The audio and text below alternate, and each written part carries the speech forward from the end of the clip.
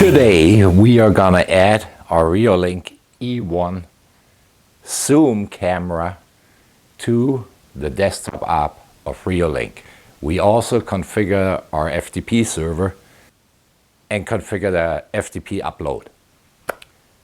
Now you say why you go through all that when you could store all the footage online in the Reolink cloud account. Well, I don't have a Reolink cloud account. I'm not paying $3.95, but yeah, you could do that. You could store it in the cloud. What happened if that smart burglar just cut your internet line or something before he comes in?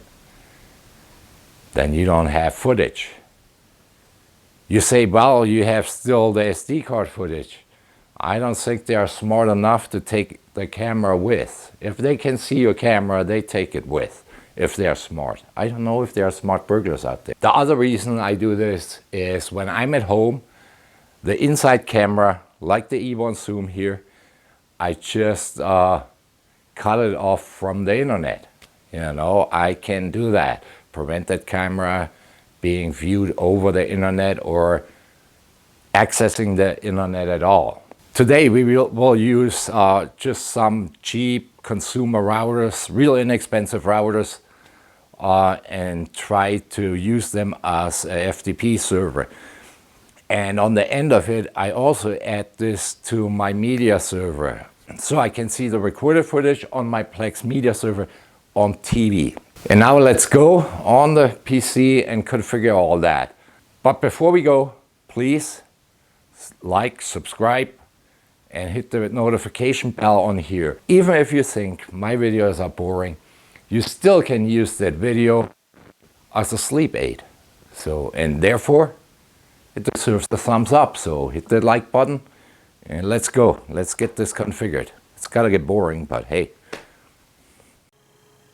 If you have already a NAS like FreeNAS somewhere or use your router, then you're set already. You can skip that step. I use a couple off-shelf routers for this demonstration.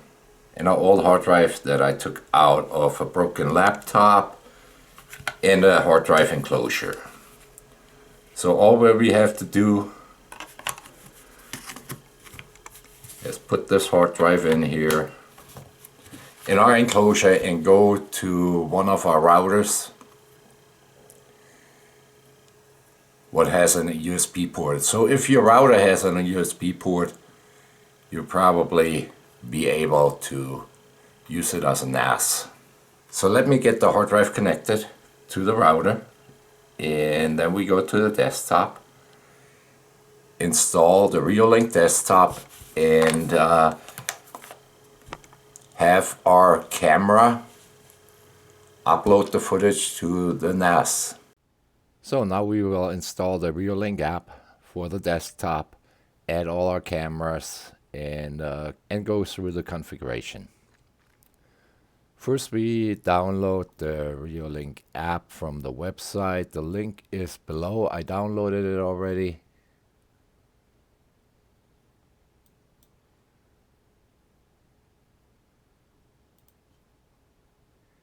And let's install that.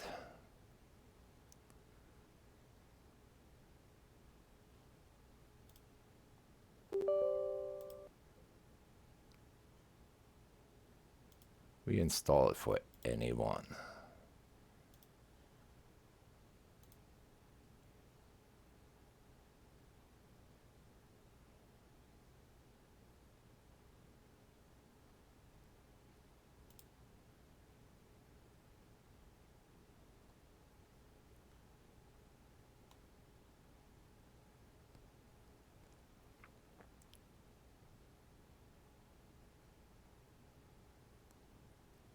Let's maximize that.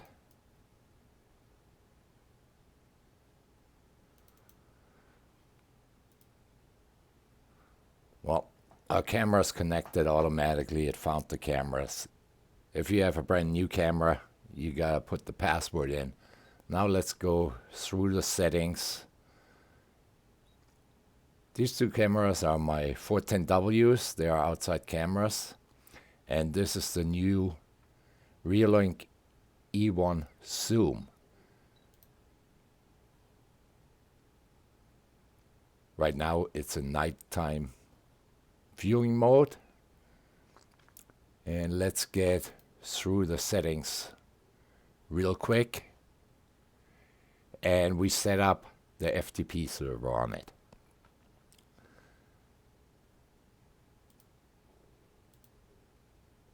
First we have the display. Here you can flip the display around.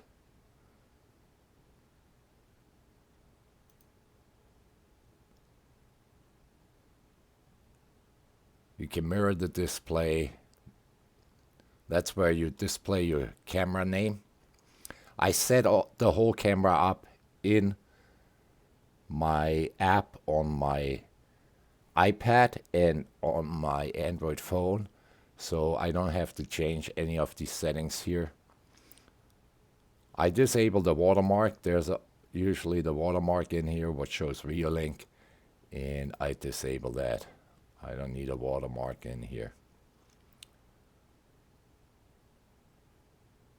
The settings you can leave. Here you can set up if you want it in color in nighttime, or black and white, or an auto.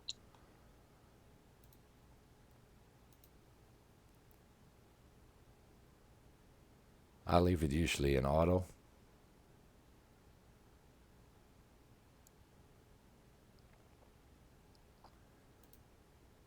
Next we can set up a privacy mask.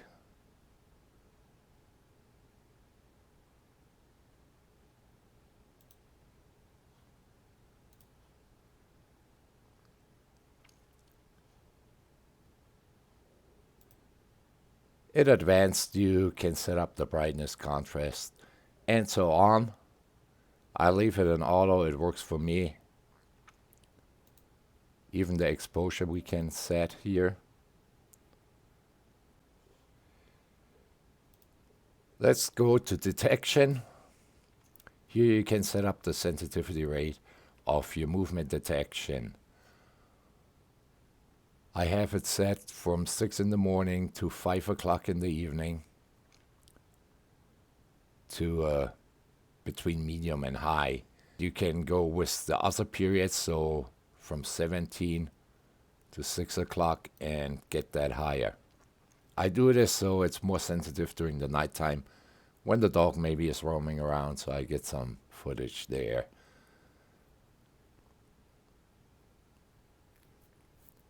Here I set up my motion detection zone. So in the motion detection zone, here you can eliminate some areas where you don't want motion detected.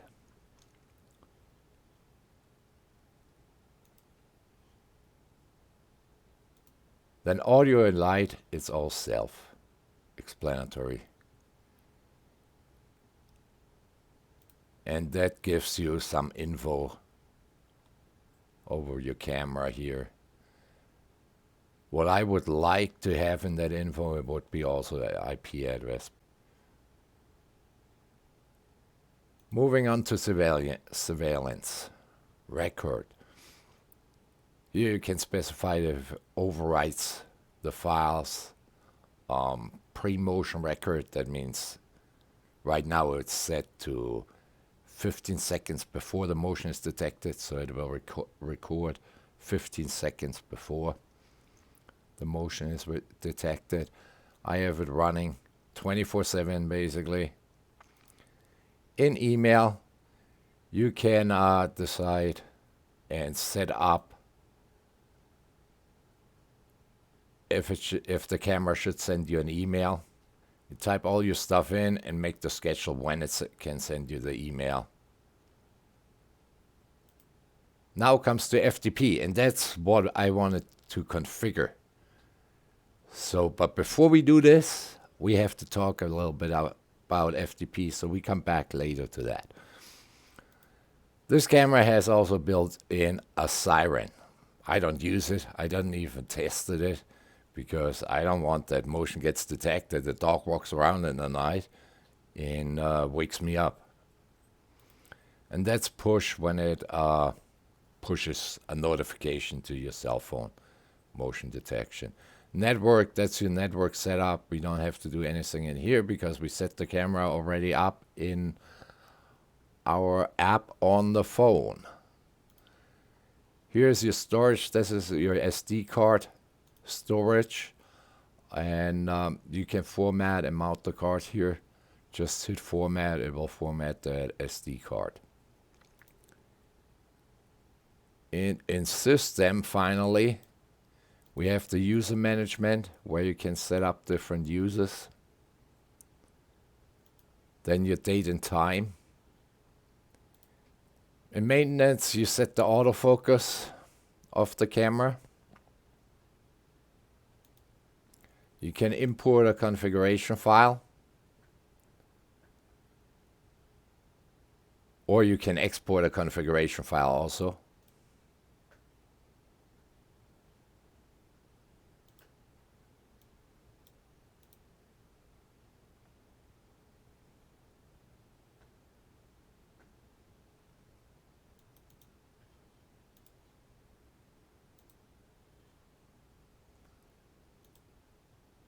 And now it's exporting your configuration file.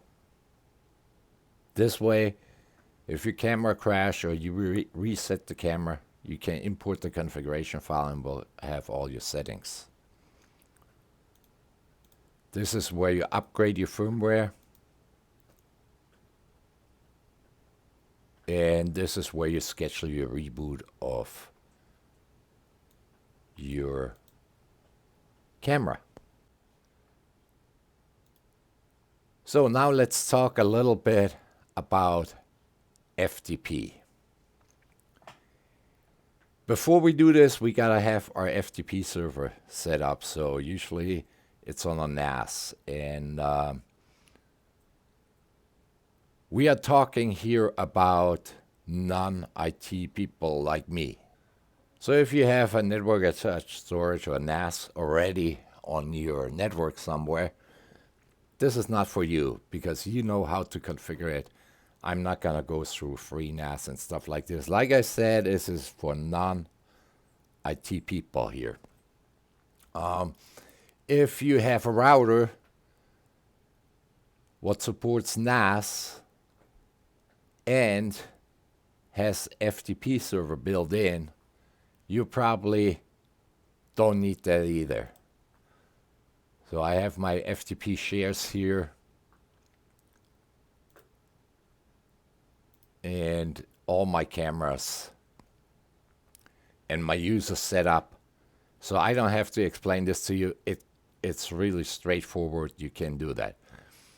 Now, there are routers out there. And I have one here. I just put that in the network just to demonstrate this. I put this router in the network. It's a TP-Link A7. And that A7 you can use as a NAS, but it don't support FTP server. It don't have an FTP server capability. So we can do a workaround here, but for that workaround, you need a computer that runs basically 24/7 if you want to upload your FTP footage 24/7 from that camera. So what I could do is install an FTP server on this machine.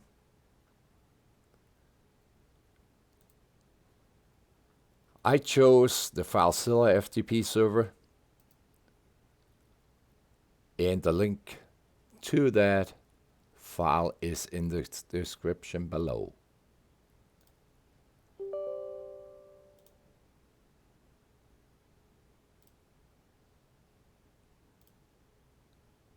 And I just go with the default here.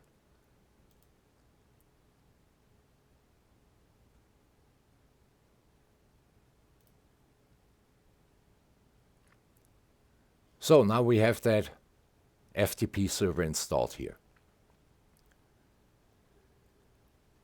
This tells me I'm behind the firewall router, but I want to make sure anyhow that nobody else can access the FTP server because it's a FTP server. It's not a secure protocol. It's not an SFTP. It's a normal FTP. But what do we know, right? We are not IT people. So the first thing is I need a directory where the camera footage will be stored.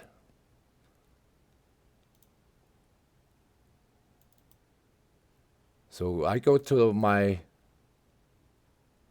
drive here and just make a folder camera.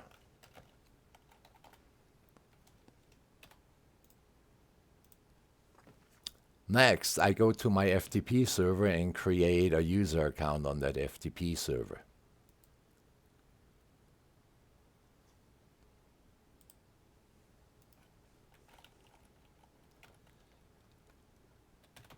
I call it cam. This is really quick.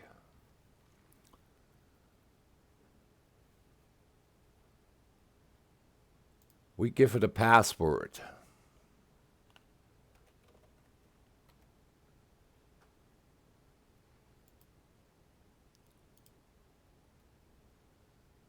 Now we add that folder where we created.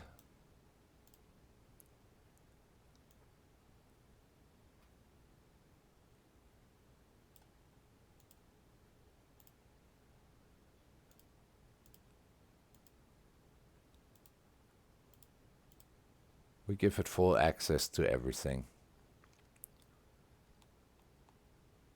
We don't set a speed limit or IP filter. You can do all that if you want to play around with it. Pulling up a Reolink application again. Going to FTP settings. Now the camera has to know where to upload it to. So this 24 server I have running here, call it 24, my media server I have running here. Okay, now we gotta give it the address of this machine.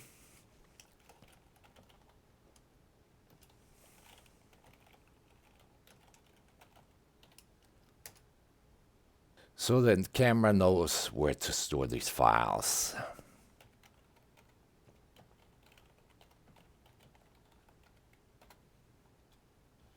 And was 25 correct? It's on port 21. We made the username, so we tell it the username. Type my password. And I hope I remember that password, even if it's...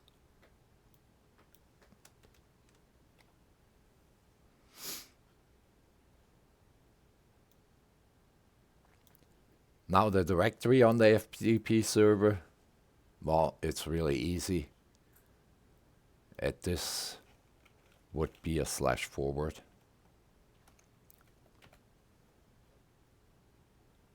Here we set a maximum file length.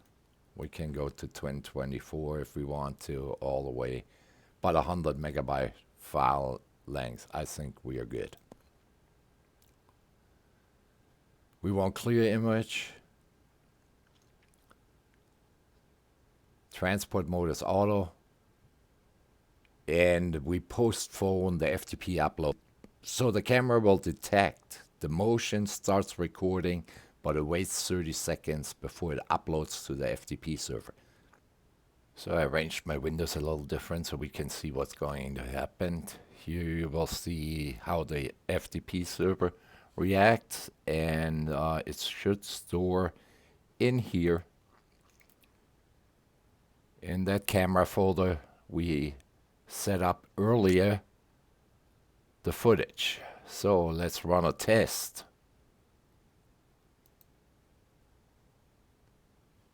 And the test succeeded. Camera sent this test file to the FTP server.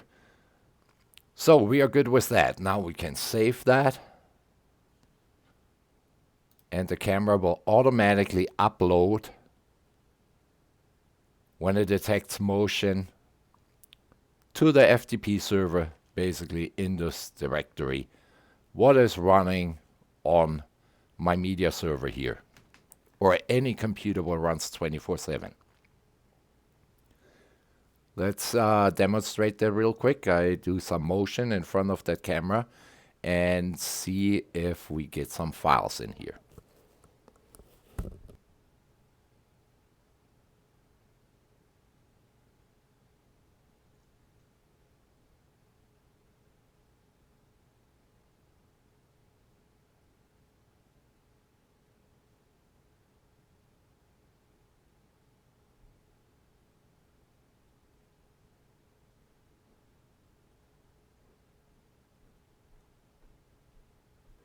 So it created a couple directories here. That's the year. It sorts it nicely in this directory, the month, the day, and here we have a footage.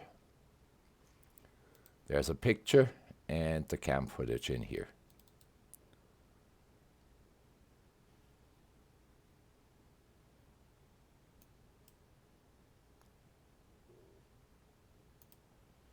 Sorry it takes so long. Like I said, this is a media server and it's pretty busy.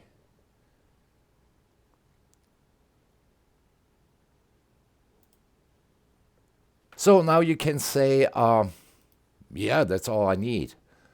But, and there comes a but, it will fill up your hard drive pretty quick. And if you have a small hard drive, like on this one is a small hard drive, and yeah, it will be full in like no time with all this footage. So what you could do is basically put a USB drive on this machine and create that folder on the machine and let it upload to this machine. My thinking on this is, if I have security footage on there, I rather have it out of the way. That means if a burglar comes into your house, they probably take your camera with your SD card, so that footage is gone. Then they grab any computers they can find, probably, you know, TVs, computers, everything. But what they probably not take is your router. But you might want to hide your router a little bit away, connect the USB drive, and like I mentioned before, you have one of these routers but don't support FTP. That's why we built that whole thing.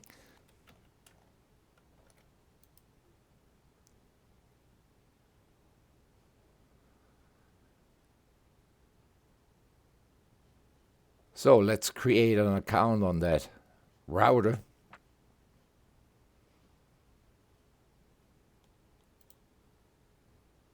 Call it cam, give it a password.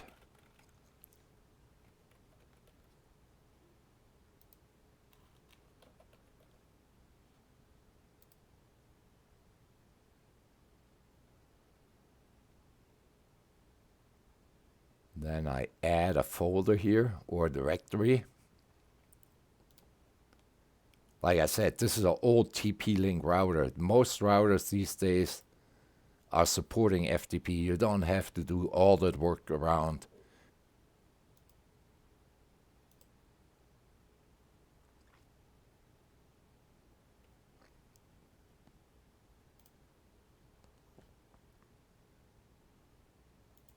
We give it a folder name and save it. So what we want to do is map this as a network drive. So that's our router's IP address.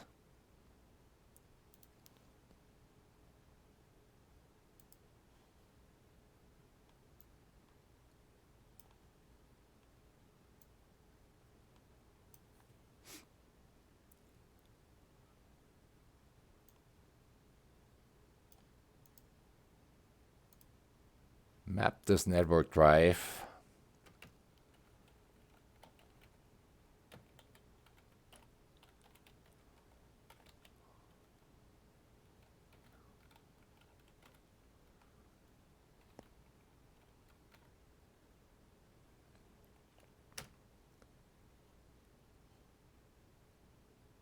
What did we name this?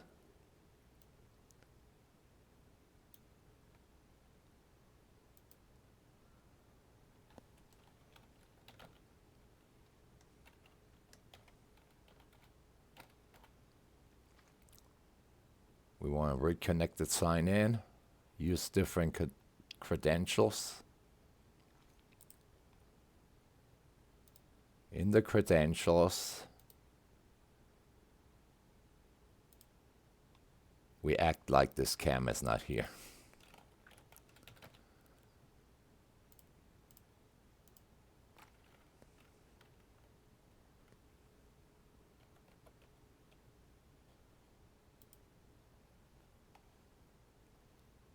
So it mapped that folder. So back to our main drive. This is our folder, and we want to make sure all that stuff in our camera folder gets now moved to that hard drive, to that NAS drive on this TP-Link router. And I make it real easy because I use a software program called Dropbit, and here it's a free program. The link is in the description. It's just a straightforward install. And when you have that installed, then just right-click on it and click on Association. We give it a name.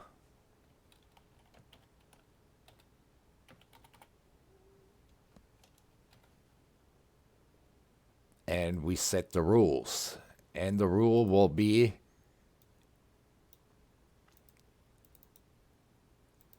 we tell them which files to move now.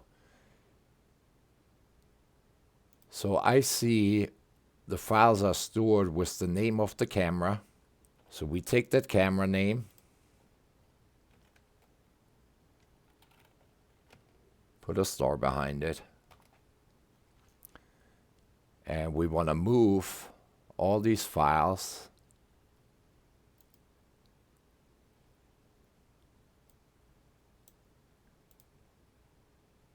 to our cam test drive, what we have created here. Yeah, you can see it.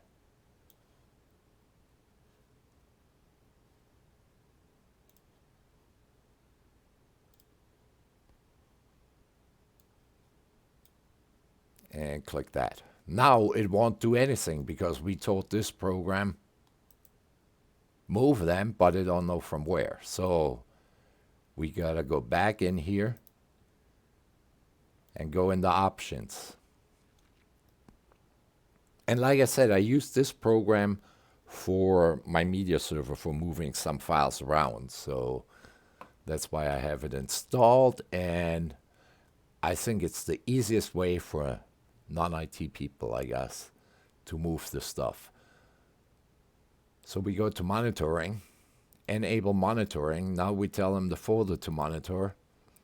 And that will be the folder on the hard drive, our camera folder on the hard drive here.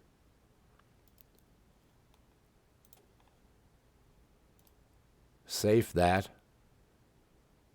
Interval every 60 seconds is specified in seconds. You can set that to whatever you want. And here you have some other settings. Start on system startup. And so on. You can go through that by yourself, but leave it with default. Just make sure it writes a log file. And we are good to go. Now,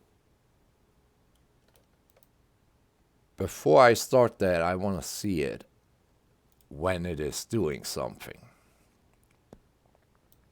We have already 3 files in here, not a big deal. And I click OK, then it should move our files automatically. And it did. And now it's checking every 60 seconds and it moves the files over. And I want to add this to my Plex. That means I can sit in my living room watching movies and can also pull up my security footage. You cannot watch live footage via the Plex media server. It's just not possible. There are some workarounds, but they are not official supported workarounds, and it crashes the app a lot, so it will crash the app on your TV. So what we do here is I just go in here and scroll down to my libraries, and I add one, and this will be other videos.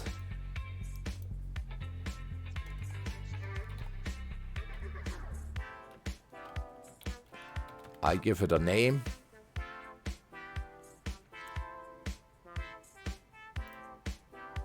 Now I browse for the folder.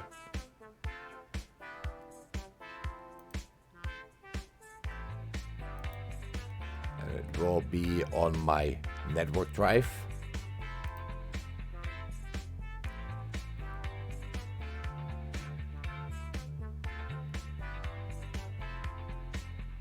You can go in advanced.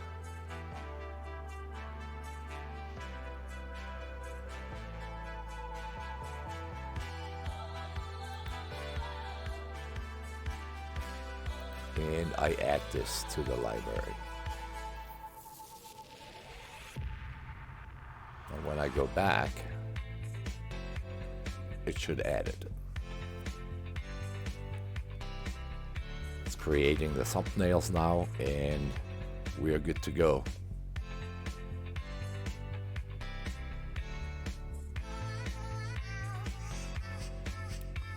And that's it for today. So please like, subscribe, hit the notification bell. Even if you don't like our videos, you always can use these videos as a sleep aid. And for that, it deserves a big thumbs up. So hit that like button, and I see you next time.